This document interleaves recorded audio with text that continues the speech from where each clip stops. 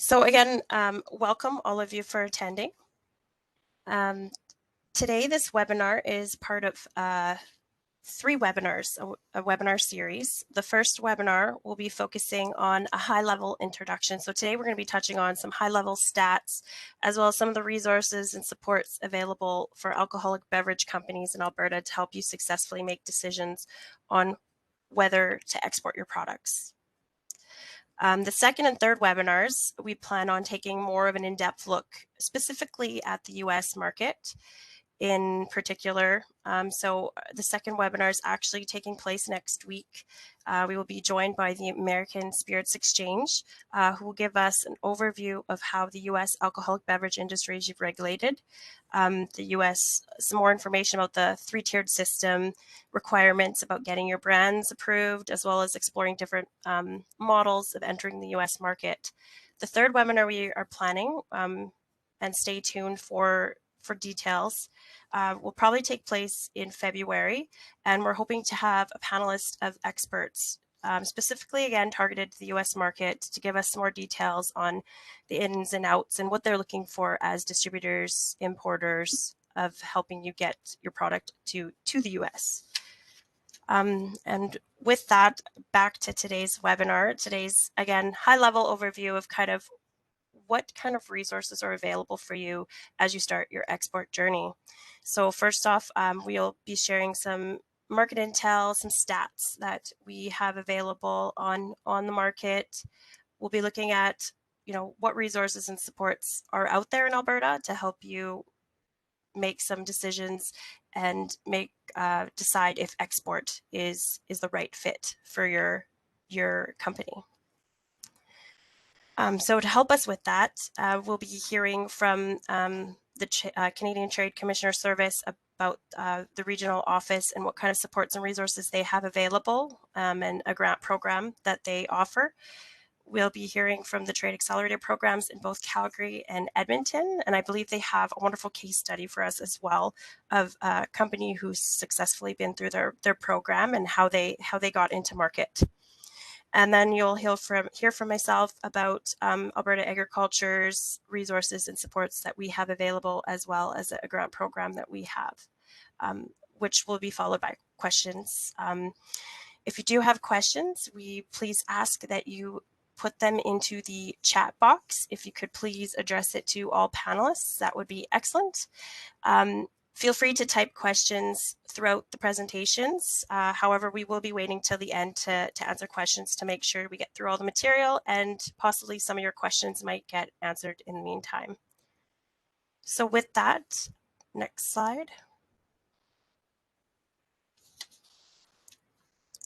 So today, one of the resources or services that Alberta Agriculture can offer companies is we have access to a variety of different databases with for stats and market intel. And so today we thought we would just share some high-level stats and some information about the alcoholic beverage industry that we can pull for companies.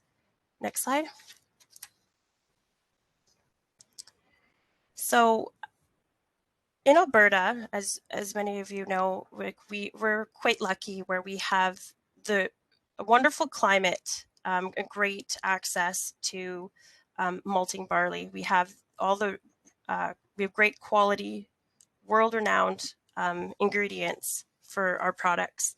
These exceptional ingredients make exceptional beer, as well as incredible, we've seen incredible growth in our boutique, premium, and ultra-premium spirit categories, driven by the North American resurgence of handcrafted distilling. And this puts Alberta in a very good position to capitalize on this exciting growth, with our premium and strength in our superior grain, our glacier-fed streams, and our entrepreneurial spirit. Puts us in a good situation to explore exporting. I guess some just quick stats. According to the Alberta Gaming and Liquor Cannabis, as of December 2020, there were more than 203 liquor manufacturers in Alberta. That included over 128 breweries, 46 distilleries, and 21 wineries, meaderies, and 8 refreshment beverage companies, including coolers, ciders, and kombucha. Next slide. So looking at the Canada landscape in 2020, obviously, we're all aware of the pivot companies and the industry had to take as COVID hit. So we did see a decrease in trade volume of sales of beer. So as restaurants shut down and other facilities, things had to pivot. We did, however, see an increase in off-trade sales. So that's, retail outlets, online sales. Next slide. In 2020, Canada exported 138 million in beer sales. Next slide. And US was, I believe, the main place where we exported majority of our beer in 2020. So I quickly just took a snapshot of some of the top 10 US states that Canada exported beer to in 2020. So you can see we've got New York, Michigan, New Jersey, California, Pennsylvania, Wisconsin, Ohio, South Carolina, Washington State, and Vermont. Next slide. On the spirit side, Canada, again, did see a decrease in sales at restaurants. However, we did see 6% total volume growth in 2020 for spirits, as well as there was an increase in e-commerce in the spirits landscape as well. Next slide. This here, what I was able to pull was some stats on some of the specific different categories that Canada exports. So you can kind of take a look at this chart here, shows from 2016 to 2020 of whiskey, beer, rum, gin, vodka, liqueurs, and other beverages over the course of the 5 years. And you can see for the most part, for example, whiskey, we've seen an increase, and then in between 2019 and 2020, there was a slight decrease for beer as well. Rum, you'll notice, had a pretty significant increase from 2019 to 2020. So this just kind of gives you a quick snapshot of what kind of the landscape looked like over those past 5 years. Next slide. Some information we can drill down to specific different varieties depending on what you're looking for. We have a variety of different people on the call today, so I didn't want to go into too specific of information. So if you are looking for certain stats, please feel free to reach out and I can let you know what kind of information we can find. But an example of that is the top 10 countries Alberta exported whiskey to. So we don't have a lot of conclusive data on the beer side of things and other spirits, but whiskey we're very strong in, and Stats Canada was able to pull the top 10 countries Alberta exported whiskey to in 2020. Just to give you a snapshot of kind of what that looks like. Next slide. Also for whiskey, again, this may pertain to you, or it kind of gives you an idea, I guess, where the alcoholic beverages are leaving Canada. And so the top 10 states where we've seen whiskey export to in 2020 was Kentucky, Oregon, Missouri, Vermont, California, Washington State, Minnesota, Ohio, Colorado, and Texas. Next slide. On the US side, this is just a quick snapshot of what the craft breweries looked like in 2020 for the US. There's over 8,000 of them. Total sales were 87,000. They did see a slight decline, similar to what Canada did. Next slide. In the US, spirit side of things, again, similar to Canada, they've seen a growth in spirits in 2022 or 2020. Next slide. Again, here's just another snapshot of some very high level stats. Again, if you're looking for specific information of other countries too, we have access to different databases like Global Trade Tracker, Euromonitor. This is just an example of some high-level stats of in 2019, the combined retail sales of alcoholic beverages in Canada and the US were valued at $309.1 billion. Beer and cider was the leading sectors in Canada at that time, and you can see their sales value there. Next slide. Again, as mentioned, one of the databases we do have access to is Euromonitor. And so this is just a snapshot of a couple of the 4 different reports that we're able to pull from it. I won't go into much detail today, but there's different some stats and information on some of the trends that they're seeing. So forecasting based on specific categories as well in these reports. So if that's something you're interested, I'd be more than happy to share those with you. You can connect with me after. And there's my contact info. I went through that pretty quick. Again, there's quite a few different people on the call, different categories. So if there's something particular looking at, I don't know if Megan, you have any feedback on an example, maybe some of the other types of stats we've pulled in the past for companies. No, just I would recommend if there are specific stats to reach out to Marissa or myself or any of us on the team that cover different markets, because we can look for quite a few that are already available. And different markets have different levels of, I would say, different expanses of data sets that are available.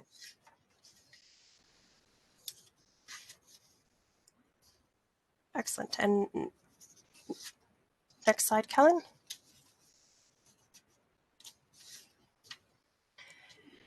So with that, that's kind of just a quick snapshot of some of the market intel that we can pull. Again, when you're starting to export, main purpose of today, we wanted to share some of the resources that are available to you in Alberta. And so with that, first we wanted to have the Trade Commissioner Service or Regional Office chat with us today about some of the services that they offer. So Kellen, if you wouldn't mind, stop sharing your screen and we can get Megan to share her screen. Unfortunately, Cleo Williams from the Trade Commissioner Service in Calgary was supposed to join us today. However, that seems to be how things go these days with the environment we're in. She unfortunately had an emergency and was not able to join us this morning. However, she did share with us her slides. So Megan and myself will quickly give you an overview of what kind of services the Trade Commissioner Service, specifically the regional office here in Alberta, can provide for you in your export journey as you're starting to plan where do you export and what kind of resources and things you can reach out to.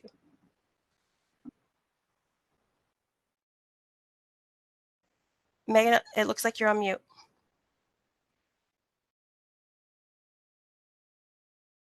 Okay, let's try that again. My apologies, this was a last minute change for us. Can somebody just let me know if they can see the screen with saying the Canadian Trade Commissioner Service? Yes, we can. Perfect. Okay, so I'll get started and then I'll pass it to Marissa. So I guess we will present on behalf of Cleo Williams with the Canadian Trade Commissioner Service. It's fairly easy for us to talk about them, even though they work kind of in tandem with us, but we work so closely together. So ultimately, we will talk a little bit more about how our team with the Government of Alberta in agriculture and forestry works with companies like yourselves. But right now, we're going to talk a little bit about the Canadian Trade Commissioner Service. I know from glancing at the attendees here that there are some of you that have already worked with the trade commissioners abroad. So the Canadian Trade Commissioner Service has a network of experts that work in markets around the world. So many of these are located in embassies and consulates in other countries, but we also have a regional office here in Alberta. There's staff in Edmonton as well as Calgary that work in a few different areas to assist with companies in their export journey. A lot of times I find the companies that are working with the Canadian Trade Commissioner Service start off by approaching the regional office here to know where to start. And then from there, you're often referred to the internationally based trade commissioners. So the regional office here in Alberta is also responsible for the Northwest Territories. And some of the sectors they cover are listed here on the slide. However, I know for all of you on the call, the agri-food space is where beverages and alcoholic beverages are covered. So that is a key industry that they work in to support companies. The trade commissioners offer services free for companies that are part of the Canadian business community and have demonstrated the capacity and readiness for international work, and also those that can show that they add value to the Canadian economy. So I guess the only, if there's a unique business model where somebody is maybe living here, but the product is sourced and processed and managed kind of outside of Canada, that can be challenging. I think for most of the people that are attending right now, you fall into this category that of being based here in Alberta, as well as, like Marissa said, sourcing your ingredients from here, of course. The core services that the Trade Commissioner Service offers is preparation for international markets, market potential assessment, so determining where and why you would look at certain markets, identification of qualified contacts, so these are potential buyers or other business partners, brokers, consolidators, logistics that you may need to pursue in your export journey, as well as commercial problem solving. And I'm going from there, we're going to talk about can export. Maybe I'll pass it to Marissa to talk about can export and the beer guide as well, the craft beer guide.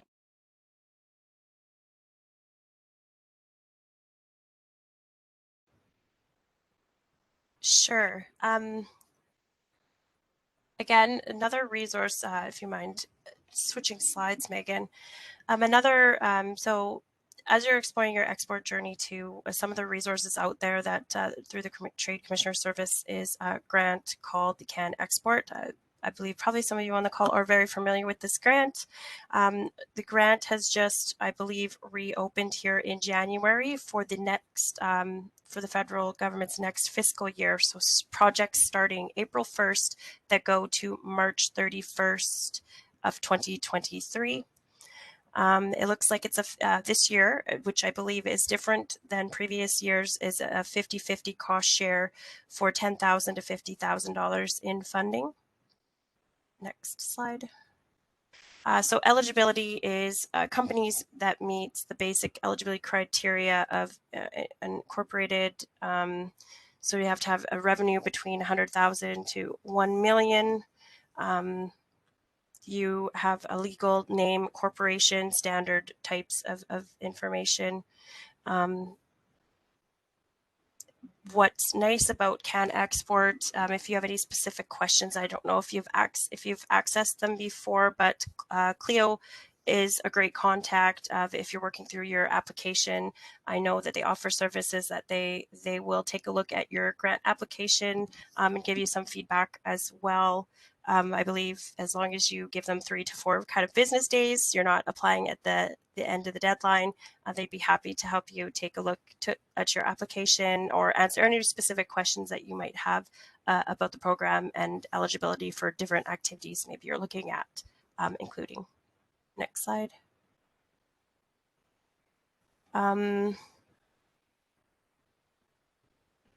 Megan, I'm not sure if you have anything to add on this. Again, another one of their programs, Can Export Innovation. And so this program, I believe, focuses a little bit more on kind of that innovation and development. And again, too, I would refer to Cleo with the regional office here, and her contact information is coming up in a couple slides. So we're happy to refer there. But ultimately, the Can Export provides funding opportunities for those companies that are looking at developing in innovation, such as this program, or under the Can Export for international market development, as Marissa mentioned. And then I guess I'll pass it to you, Marissa, to speak about the craft beer guide. Yeah, and I know there's a few people on this webinar too that could speak to this guide and have a lot more experience on it than I do. But for those of you that are not familiar with this guide, the Trade Commissioner Service put together with some experts and other counterparts a Canadian craft beer step-by-step guide to help with you exporting. And while it is strictly for looking at focusing on craft beer, I believe that there's quite a bit of components that also could be helpful as you're looking at getting your distilled spirits products as well. That some of that information is transferable and might be useful as you start to explore exporting your spirits as well. So I can maybe talk a little bit to this as well too, because it picks up from what I mentioned earlier, is that readiness and when it's a good time to reach out to the Trade Commissioner Service. As I mentioned, it's quite a large network of experts around the world, and ultimately we find that companies get the most out of their meetings with the Trade Commissioner Service when they can answer these questions that are on the screen. So it's really understanding, your value proposition, of your product and your company, production and scalability, because that tends to come up when we look at, companies expanding into other markets. That thought process around why you're looking at certain markets, and again, your client, like how you, client and channel of maybe how you're entering a market. So ultimately, these are kind of the homework, which, I know a lot of you on the call may not, you've already answered these, or maybe you're at the beginning and you're starting to think about these questions, but these are questions to keep in mind, when you're kind of in the beginning of your export readiness journey and looking at reaching out to the Trade Commissioner Service. And with that, again, too, Cleo sends her regrets that she wasn't able to present herself here, but I hope that Marissa and I have been able to give some information on the Trade Commissioner Service. And again, too, we work very closely together. Later in the show, in the webinar today, we're going to talk a bit about what our team does, but we work very closely. So, a lot of times we may take calls together with you to better understand your company. And part of the reason we do that is so we can make the most of your time too. So when you have a call, for example, that maybe is Cleo and Marissa, this is an opportunity where you can get feedback and resources shared from both sides, provincial and federal government. And with that, I think I'll pass it back to Marissa. Yes, thank you. You can stop sharing, and I think if we could get Shona to please bring up her presentation. And so another great resource too that we have within the province is the Trade Accelerator programs that happen out of Calgary and Edmonton. So I've asked Shona Riley and Kristen Rumbles to join us this morning to give us a quick update too about what kind of services and opportunities there are through the TAP programs, as well as to kind of walk us through, I believe they have a case study for us of what that kind of looks like, getting your company ready for export. So I will hand it over to you ladies and take it away. Perfect. Thanks, Marissa. Good morning, everyone. As Marissa mentioned, I'm Kristen Rumbles, Director of Finance and Export Programs with the Edmonton Chamber of Commerce. So I'll give you a brief overview of the Trade Accelerator program that is offered to companies looking to export. So the Edmonton Chamber of Commerce runs the program for Northern Alberta, as well as the Northwest Territories and the Yukon, and Calgary Economic Development runs the program for Southern Alberta. Next slide, Shona.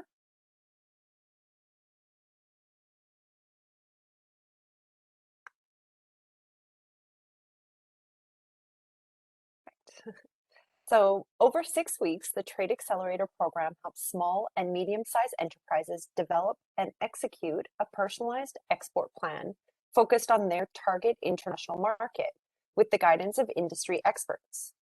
Companies then use the export plan to assess their company's readiness for international expansion and determine what resources they need to successfully export. The export plan also helps to ensure all stakeholders understand the company's export strategy. It also helps them determine the financing they need for their export activities, as well as support their financing requests, including from our program partners, EDC, RBC, and BDC. The export program can also be used to apply for government funding, as well as get support from the Trade Commissioner Service, who has a strong relationship with our program. And as Megan mentioned, the Trade Commissioner Service prefers to work with companies that have already assessed and finalized their plans for exporting. Next slide, Shona.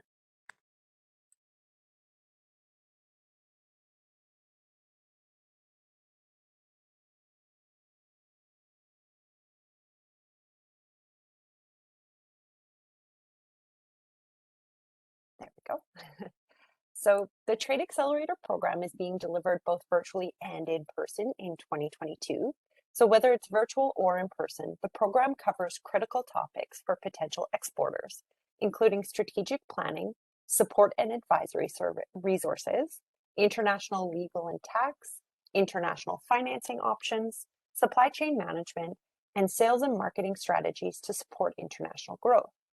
Both program delivery methods start with presentations from industry experts and participant workshops, and end with a mentoring day where companies meet one-on-one with industry experts who have reviewed their export plan and provide feedback to the companies. The industry experts are also available to answer questions throughout the program. The difference between the two delivery methods is how the export plan is prepared.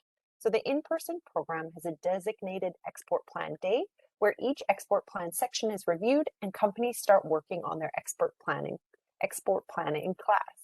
For the virtual program, companies have weekly homework to start working on the export plan section that was discussed in that week of class. Next slide, Shona.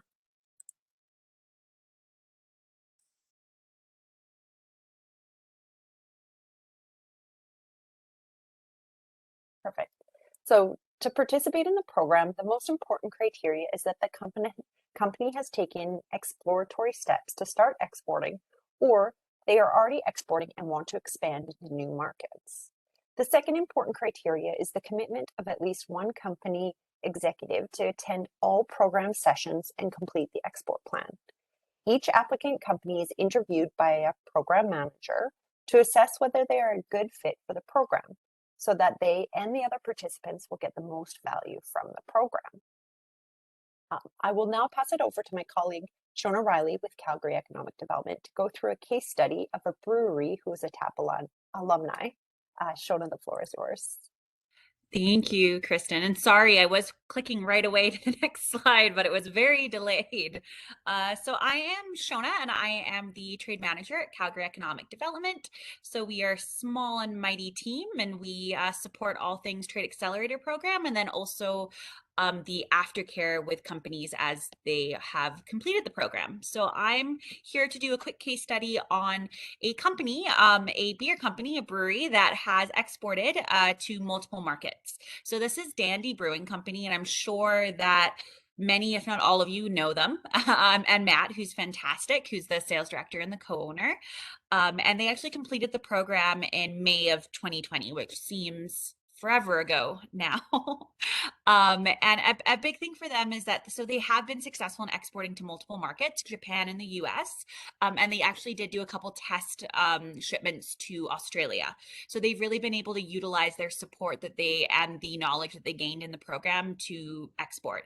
And a big thing that TAP does is make these steps actionable for you. So a big thing for us is you create this wonderful plan that Kristen talked about, and we want you to be able to utilize in that plan. And the reason why it's created the way that it is so you can utilize and utilize funding and connect with partners to further your journey in exporting. So they actually did utilize pretty much everyone that we have in the program. So they worked with the government of Alberta, with Evan, on a lot of that data for breweries that are exporting. They worked with Trade Commissioner Service. They worked with EDC.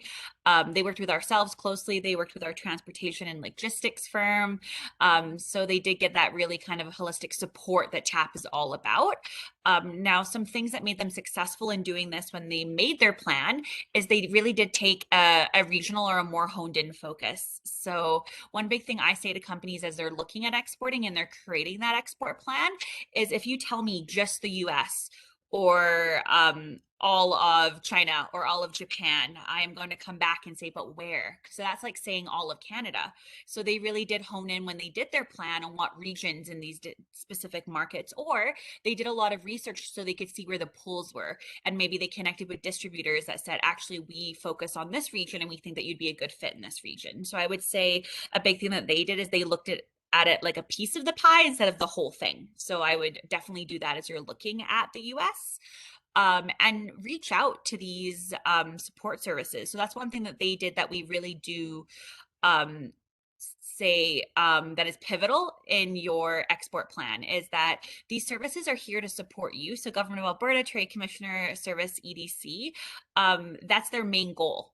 So why wouldn't you reach out and ask questions? And, I know Dandy did reach out about a possible distributor, and they wanted to vet to make sure that it was legitimate. They did go the distributor route in a couple of their markets too. So it's figuring out how you want to get into them. So this was just kind of a quick overview of what they kind of did in the program to get into those markets. So they also launched a different SKU, their pop that they took into the US too. But one thing I will say is a lot of alcoholic beverage companies do find it easier to get into the States in some aspects than different jurisdictions in Canada. So we've had companies that have ended up in the States and they're not even in Ontario or Quebec because they just found it easier, the ease of doing business down to Montana or Washington or states along those lines. So yeah, so those are just a couple tidbits from Dandy. He gave us the permission to share some of those today. And I'm sure on that note too, if you have any questions about some of our other maybe alcoholic companies that have been successful at exporting into different markets, please reach out. Always happy to do an e-intro, and the alumni always like to share their stories of success too. And I think from there we had it was upcoming program dates. So here are the two. So we have the Northern Alberta program dates from starting on February 16th. So this will be a virtual program for all the companies. So that's Kristen, if you want to reach out to their team, and they have their application process.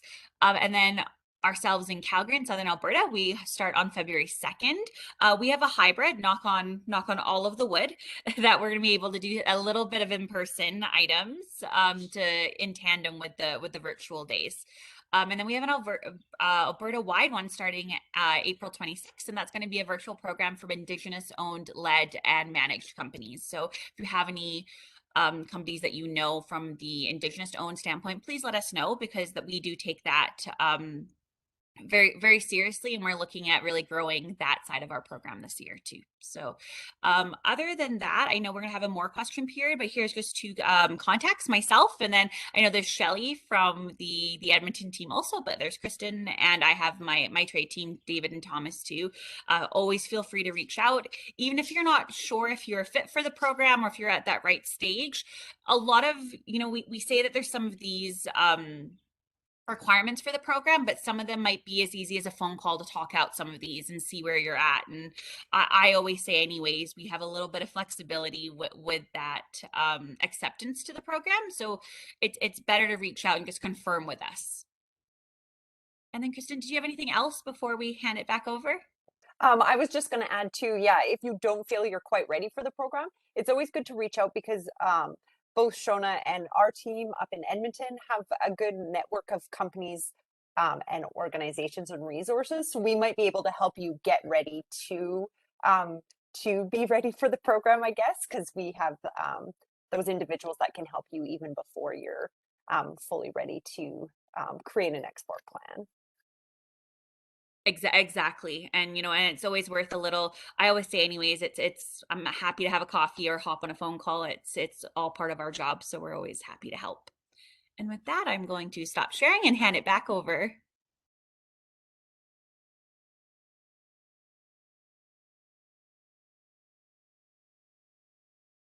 Thank you, Shona and Kristen. That was great. Definitely a great resource to tap into if you haven't looked into the TAP program yet, or are you thinking about it. It's a great opportunity to take a look at their upcoming cohorts. I believe I've seen Megan put their links into the chat box as well. And even if you're not maybe ready to take the program, or you have I would recommend reaching out to them too. Like they said, any kind of questions too. It's good to, I believe in the more you reach out and questions you ask people in the industry, the better answers you get. So feel free to reach out to anybody who's presenting today and any of the resources out there. I don't know. I think maybe, we'll just go on. Megan, did you see any questions, particularly if we have a few minutes that we could stop? If not, we will continue on then.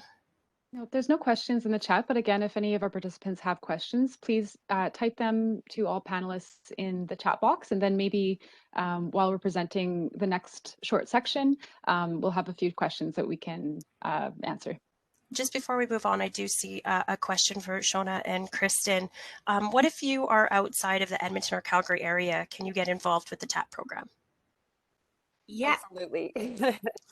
Yeah, I would say, and that's a big, I would say from the virtual aspect, we always have anyone's able to attend those ones from a virtual standpoint. Like we won't say, even if it's a Calgary, contingent one, we will just say, you know, you can still pop in, and you can still come to the physical ones too. I would say we also do, we call them beyond YYC markets for ourselves and beyond YEG markets.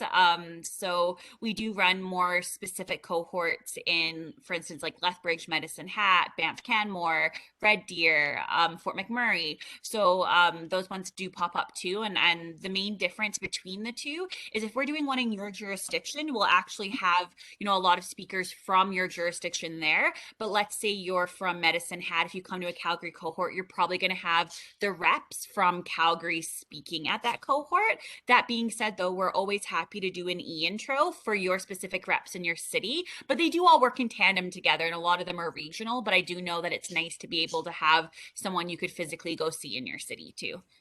And Kristen, I didn't know if there's anything. Yeah, and I was going to say we have been working with some of the program partners too for the mentoring day to have the individual from that city. Like I know BDC has different contacts in Fort McMurray, for instance, so their Fort McMurray contact will actually be there for mentoring day. So then you can meet with the person that you would be working with after the program, just to give that a little bit more of a personalized touch and contact for those program partners. Perfect. Well, thank you, Shauna and Kristen. We do have another question, a couple questions in regards to will these presentations be shared with participants? And I know I do have permission from Cleo to share as well as our Alberta Agriculture ones. And I believe if it's okay with you, Shauna and Kristen, we'll be able to share with participants a copy of your presentation. Excellent. Perfect. So, and just to let you all know too, after this call, it is being recorded. I will be sending out a link to the recording, as well as a list of links to some of the resources and services that were mentioned today on this call, including links to the Can Export grant, as well as some of the other, the TAP programs, and as well as the presenters' contact information. So you'll have that following the webinar as well, for those that asked. And with that, I think we'll move on to our next presentation on what kind of services and resources are available to you in Alberta. And so I am going to quickly here share with you what at Alberta Agriculture, Forestry and Rural Economic, part of one of our teams at Alberta Ag is the export development team that I am a part of. Next slide, please, Kellen. And who are we? Next slide, please. So I guess to put it into one sentence, if you were to describe our team, we provide trade services for Alberta companies to secure markets and access new growth markets. Next slide. So our team has, we are a small team of trade development specialists and other specialists that offer export readiness initiatives as well as market intelligence. Next slide. Some of the services that we offer for Alberta exporters is around market readiness. We do provide training and different workshops like these ones, as well as we have access to some market intelligence that I briefly showed you earlier on in the presentation, as well as market access. These essentially are kind of some of the components I'll just touch on here in a little more detail here. Next slide, please, Kellen. So I guess three main areas. One of the main areas where we can provide support at Alberta Agriculture is on the market readiness side of things. So we do this, so that's engaging and educating Alberta agriculture and food industry. So companies like yourselves to build an appropriate capacity for an interest in export. So we do this through, as I mentioned, educational events such as export workshops, training sessions. I will be providing a link to in the follow-up email after this webinar with some links to some past videos of webinars we've done and different resources available. Some on the logistics. I believe last year we did an Exporting 101, Exporting 102 webinars, as well as one on some logistics that might be useful to explore if you're just starting your export journey. We also have done some seminars on like free trade agreements and have brought international speakers to help companies prepare for specific markets. So that's something we can kind of, one of the services that we kind of offer. Next slide. We, as I mentioned, have access to market intelligence. So what I showed you today was just a little sample, quickly went through some of the information that we can tap into. There's a couple other databases that I did not pull information from today, like Global Trade Tracker. We have access to Euromonitor International, where we can look at specific categories and information. And so depending on what you're looking for, feel free to reach out and see if maybe we have access to those type of information, right down to the HS codes type of information. What's great about market intelligence is it's a great resource when it comes to developing your marketing and entry export plan. So by doing your homework will really help you later on so that you don't make those costly mistakes like choosing the wrong market, or help you maybe make some better informed decisions on maybe what kind of markets to target in your planning and export plans. Next slide. So another area we can provide assistance in is market advocacy. So establish and engaging government and industry networks and partnerships, both globally and domestically. So those tend to be black tie, round table kind of events, where we're talking more on that advocacy policy side of things. Next slide. Another third pillar or area where we can offer support is identifying export opportunities, facilitating trade, showcasing Alberta as a safe, reliable supplier for premium agriculture and food products and services to key markets. And so some of the activities that we do in this area have been, the pandemic has kind of decrease the amount of what we do in attending trade shows, but we have in the past put together booth space and pavilions at key trade shows within the industry, working and leveraging with other provincial partners to put together a Canadian pavilion.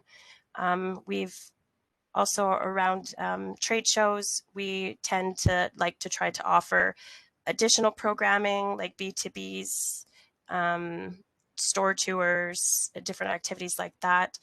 For example, depending on the area we're looking at, we have started specifically for the US, and more details will be coming. But one of the activities we're planning is an actual US programming for alcoholic beverage companies. So this webinar series is kind of our first phase, and second phase is we plan on developing maybe some product validation, some other activities around that. So that's just an example of some of the activities that we can, services that we provide.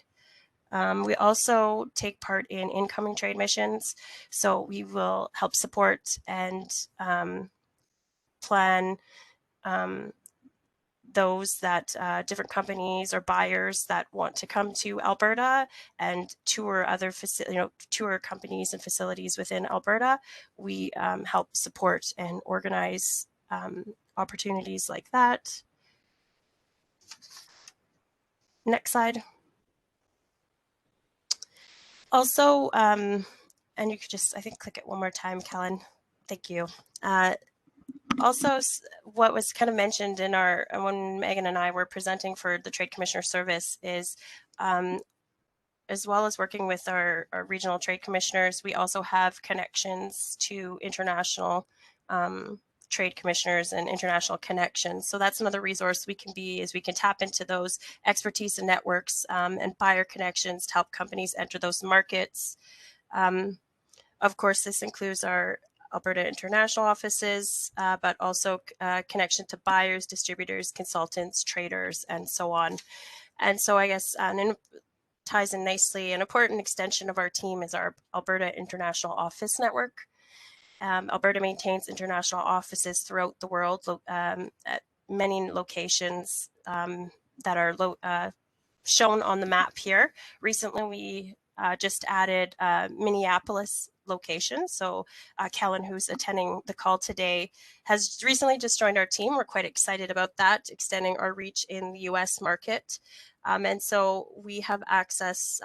What's exciting about Kellen, as well as a few of the other, we have, I believe 3 or 4 different of locations where we have specifically assigned staff that work on agriculture. And Kellen is one of those staff members.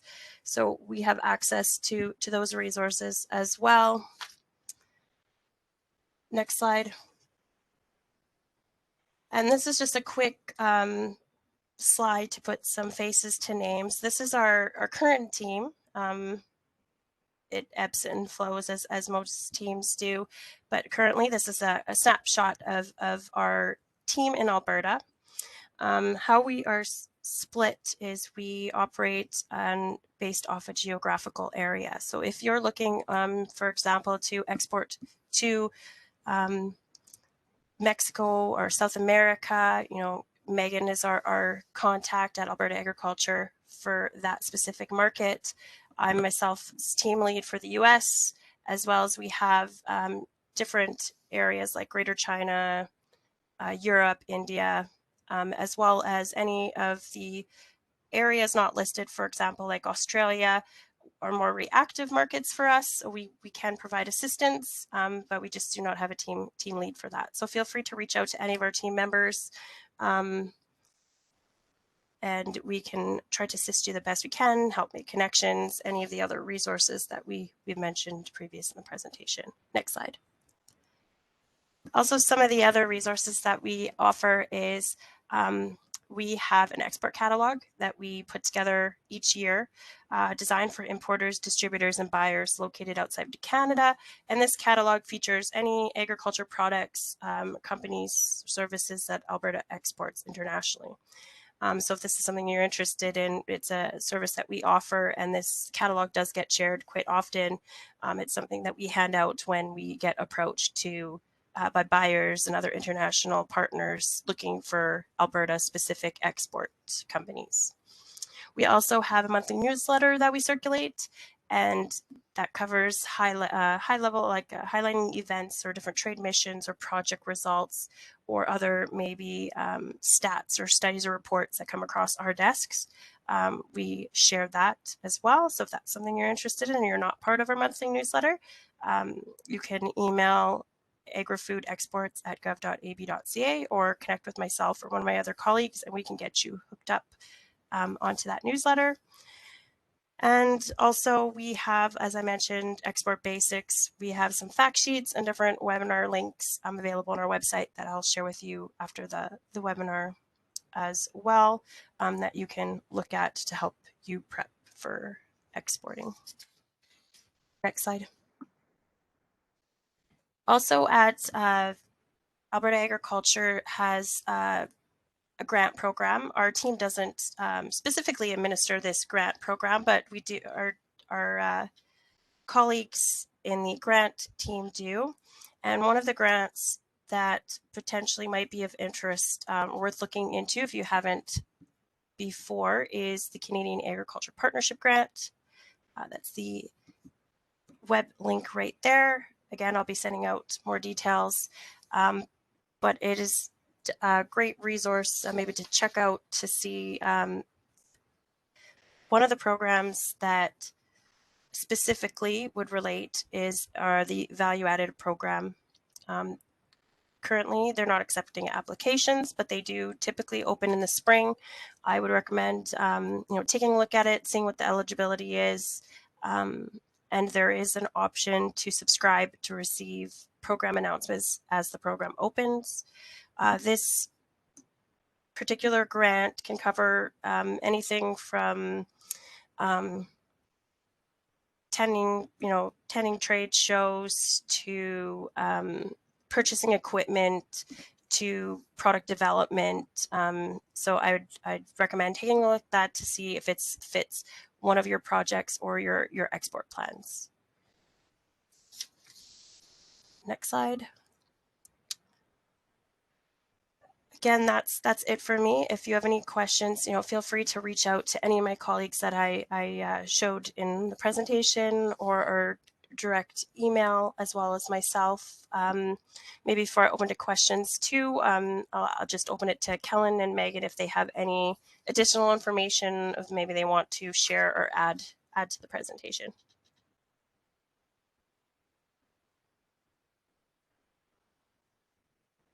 Thanks, Marissa. I don't have anything to add in addition to just saying that like I've worked with some of the companies that have graduated from TAP, and so I'm thankful that Kristen and Shona are both here as well. So if there are, and there may be some participants here that have taken part in the program, but there's probably some on here that are curious as well. So I definitely encourage you to reach out to them because it is a really great program. And then again, to working with them, working with us, and then working as we work closely with the Trade Commissioner Service and our international offices abroad, I hope that we can create kind of a cohesive ecosystem of supports for the companies that are here attending. Yes, thank you for that, Megan. And with that, I think that kind of concludes our presentations for today. Today was basically, my goal was to share with you some of the resources that are available specifically in Alberta to help you on your export journey. And feel free to reach out to any of them. Like Megan said, we all work pretty collaboratively, and there's some great resources out there to check out for your export journey. As I mentioned, this webinar is part of a series. So next week, we, as I mentioned, have a webinar where we are specifically looking at the US market and have the Canadian spirits. Sorry, now I'm drawing a blank on their name. We have a great speaker importer from the US that's going to share with us in detail some of the specifics of how to enter the US market, look at some different models, talk about the three-tiered system.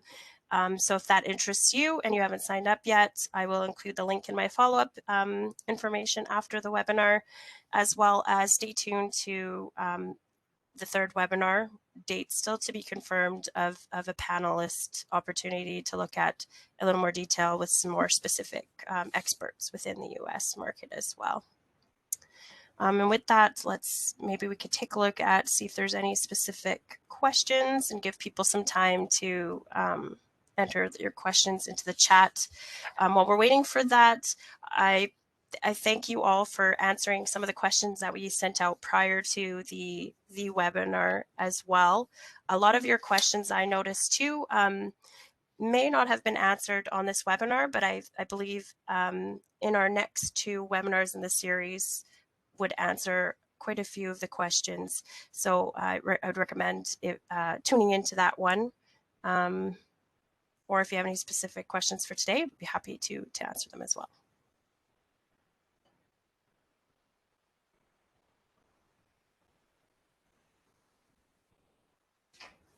Well, it looks like our presenters did such a good job that perhaps there are no questions coming in on the chat. Again, like I said, it was just a download of what resources are available. And I think the more as you reach out, my hopes today was that you have access to these contacts. And I know as you start your journey, you may not get all your answers at first. You might end up with more questions, but I think that's definitely a good place to start.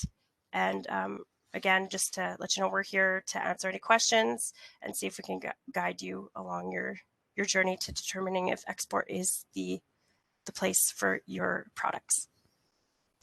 Again, I just wanted to thank the presenters for taking the time today to join us today to share the resources and different supports that they have available. And again, feel free to reach out. I do see one question. Question was, and I'm just curious, maybe Kristen or Shona might be able to answer this. How many breweries are shipping south? Yeah. Well, I'd say from the ones that I've worked with, and I've worked with probably about 15 Southern Alberta companies, we have about 4 that are exporting to the US specifically, but we do have a whole bunch that are Japan, China, Australia, very random.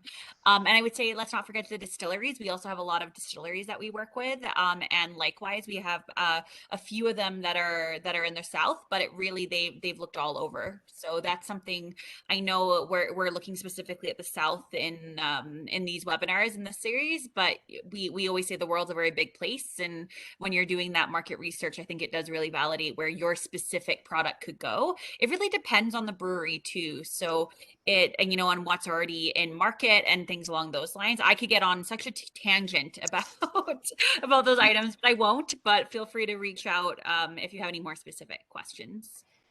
Yeah, I like Shauna and Kristen said in their presentation before too.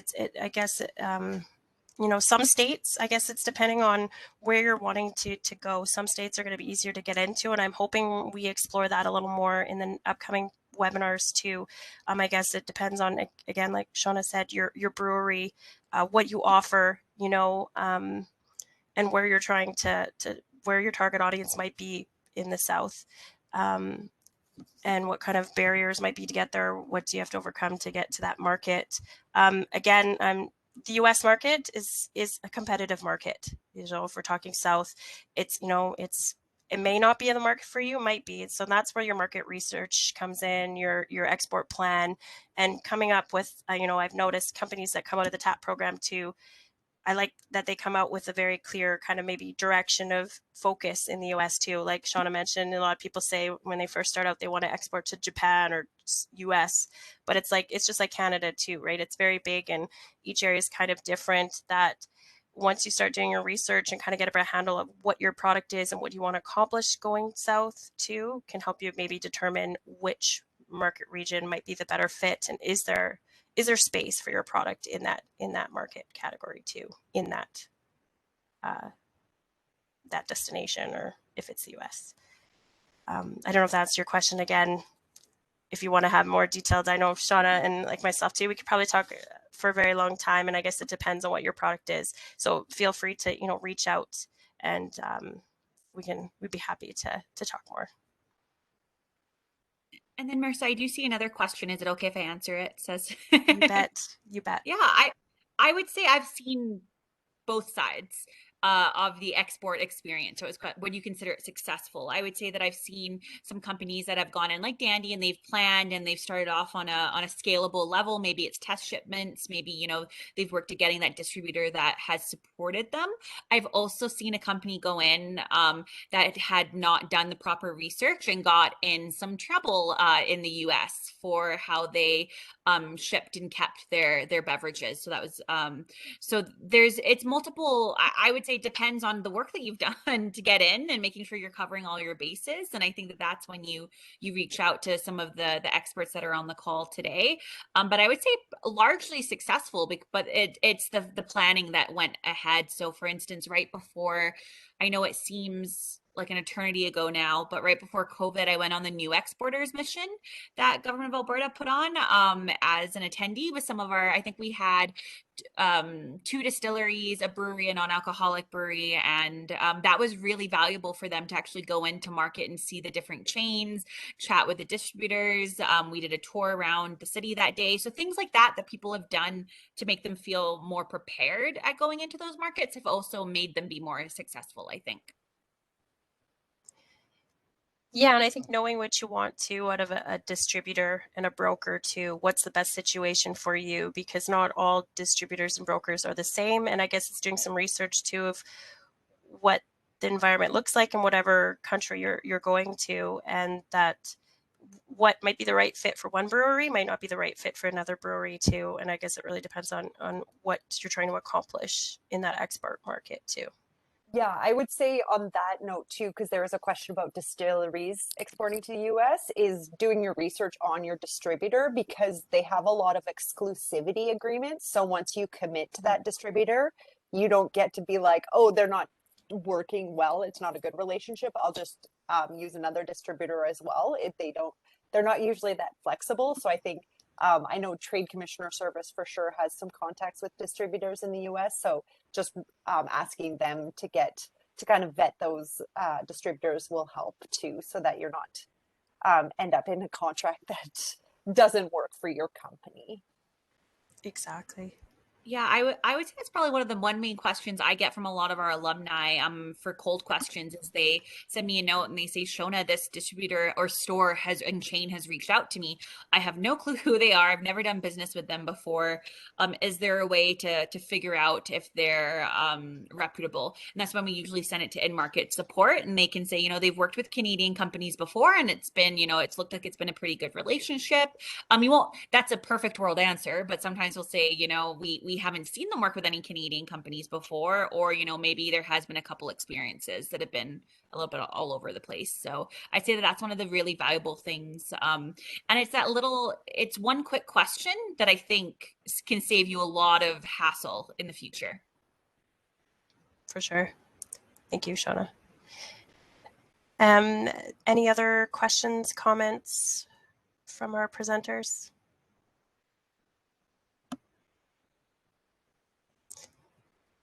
Well, I think that looks like it. If you have any questions or questions come in, we'd be happy to still answer them. We're here. The whole point of this webinar today was just to give you a snapshot of what resources are available to you. So now you have some contacts. So please feel free to reach out to us. Again, we'll be sharing information on the next webinar as well. So if the US is a market that you're interested in, hopefully some of those questions can be answered, or we can start drilling down some of that information in the next webinars, and maybe even in the next tech programming that we do at Alberta Agriculture. Again, thank you, and I hope everyone has a wonderful rest of their day.